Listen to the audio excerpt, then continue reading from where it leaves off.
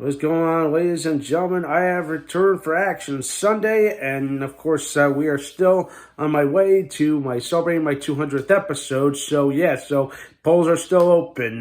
Vote for one of those two Schwarzenegger movies, T2 or Total Recall. Okay, I'm gonna keep that maybe opening for another few more weeks. But after that, let's get down to business. Okay, and speaking of Schwarzenegger, that's what I'm going to review today. I'm going to review Last Action Hero, starring Schwarzenegger, because believe it or not, this is one of those times where I have not seen this Schwarzenegger movie, and I haven't. So yeah, you could probably shoot me for that, because I know. Like, how can I have not seen this Schwarzenegger movie? Well, to be fair, let's see. I don't know.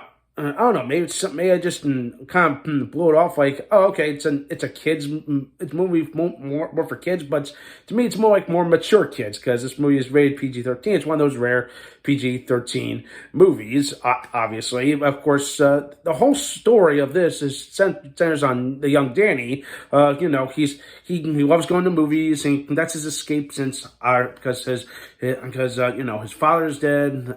He and his mom live in a not so good apartment in the city. So somehow, that he loves going to movies because it's an escape. But somehow he finds a magic ticket, and somehow he gets sucked into this world, inside the movie, that happens to be the Schwarzenegger movie that happens to be watching, which is all these Jack Slater movies. And I'm like, that's unique. And of course, it's wow, like it's like night and day. Like, how you can tell, like, the contrast between like the world he watches and the world he lives in, kind of thing. Which, of course, hey, it's a perfect analogy for, like, hey, movies are our escape, but from real life, And sure enough, it's like, hey, he enjoys this because he's a fan of Jack Slater / Schwarzenegger. So yeah, it's a little crazy when you think about that. Now let's see. So what about the plot? So obviously he's in the plot of the movie, but then somehow it's like the parts of that thing end up breathing back over into the real world.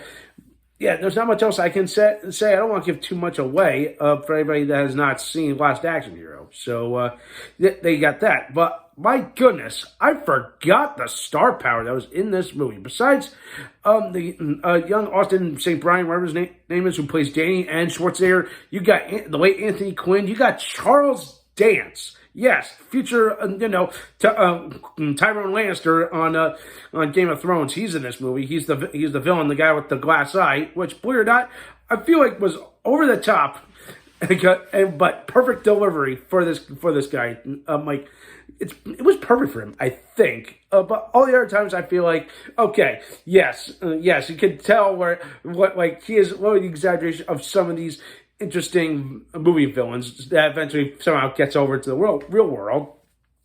They got these other interesting characters from the world of Jack Slater that, like, oh man, that's unique. And of course, including a blink if you miss it. Oh, hey, wait, is that the T-1000? Yes, it was. Okay, you see it twice throughout the movie. So yeah, it's kind of funny and kind of interesting. It's like, wait a minute. You're like.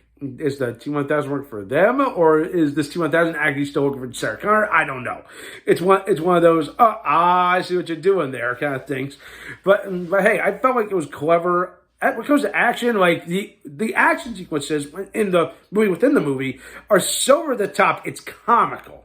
And I found that to be more entertaining, but at times I go, what kind of thing? Yeah. I'm sorry. I'm like, if you get my drift, but yeah, it was to a degree. Like, there's entertaining moments throughout the movie, but I really think, like, Schwarzenegger's delivery of this character is like, he doesn't realize that, oh my god, he's a world in the movie. Then of course when he and Danny come back to the real world, he realizes, wait a minute, that's me. And it's like, yeah, you're Arnold Schwarzenegger. That's what Danny's trying to tell his character. And he's like, oh, okay. So it's kind of meta in a way. And then, of course, he eventually meets his real life counterpart. I have no idea how they pulled that off. I don't know if it was a body double or digitally,